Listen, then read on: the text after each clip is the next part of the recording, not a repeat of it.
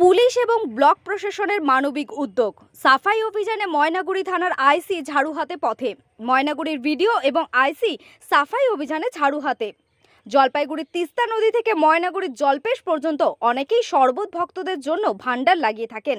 পানীয় জল, শরবত ইত্যাদি খাওয়ানোর পর যথাযথ প্লাস্টিকের গ্লাস আবর্জনা ছড়িয়ে ছিটিয়ে থাকে।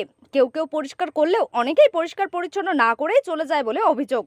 আজকে ঠিক সেই সময় দাঁড়িয়ে মঙ্গলবার ময়নাগুড়ির বিডিও এবং আইসি সহ অন্যান্য পুলিশ কর্মীদের সাথে সিভিক ভলেন্টিয়ার এই সাফাই অভিযানে পথে নেমেছে। এই ধরনের মানবিক উদ্যোগকে সাধুবাদ জানিয়েছে বহু মানুষ।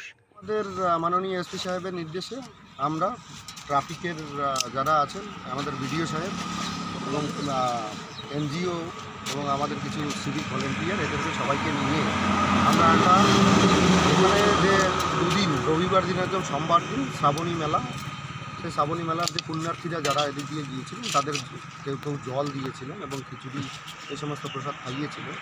তারা এখানে যত্রতত্র ফেলে দিয়ে গেছিলেন। যেটা ফেলে দিয়ে গেছিলেন এটা আমরা পরিষ্কার করছি পুরোটা সবাই মিলে। আর তার সঙ্গে সঙ্গে আমরা একটা সবাইকে বার্তা দিচ্ছি, যারা ভান্ডারা লাগাচ্ছেন তাদেরকেও বার্তা দিচ্ছি এবং যারা পুণ্যার্থী আছেন তাদেরকেও বলছি যে প্লাস্টিকের গ্লাস তো একদমই যেন তারা ইউজ না করে। বাকি যে সমস্ত অন্য কাগজের গ্লাসগুলো ইউজ করছে সেগুলো যেন যেখানে সেখানে না ফেলে দেয়, না ফেলে দিয়ে একটা ড্রামের মধ্যে রাখে, যেন পরিষ্কার পরিচ্ছন্ন থাকে।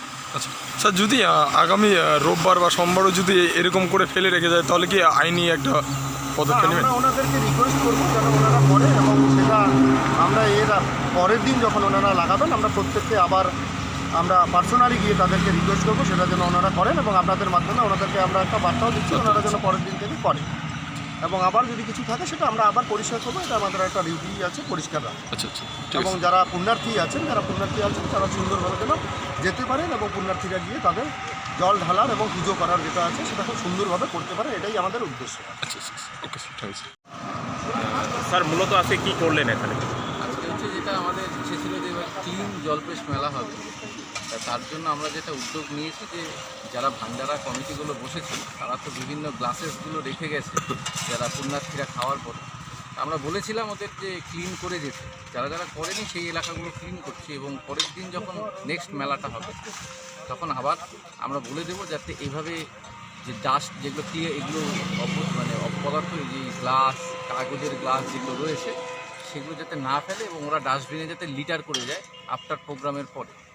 আর আমাদের আজকে আমাদের ব্লক প্রশাসন এবং পুলিশ প্রশাসনের পক্ষ থেকে উদ্যোগটা নেওয়া হয়েছে, এবং গ্রাম পঞ্চায়েতকেও বলা হয়েছে যাতে টোটাল আমাদের তিস্তা ঘাট থেকে এবং আপ টু জলপেশ মেলা মন্দির পর্যন্ত বার্নিশ গ্রাম পঞ্চায়েত এবং মাধবডাঙ্গা এক গ্রাম পঞ্চায়েত যাতে গোটাটাকেই রাস্তা ক্লিন রাখে, যাতে পরিবেশ দূষণ না হয়। একইভাবে আপনারা জানেন প্লাস্টিকের গ্লাসে জল জমলে ডেঙ্গুর একটা প্রাদুর্ভাবের সম্ভাবনা থাকে, সেটাও যাতে না হয় সেটা আমরা লক্ষ্য রাখি।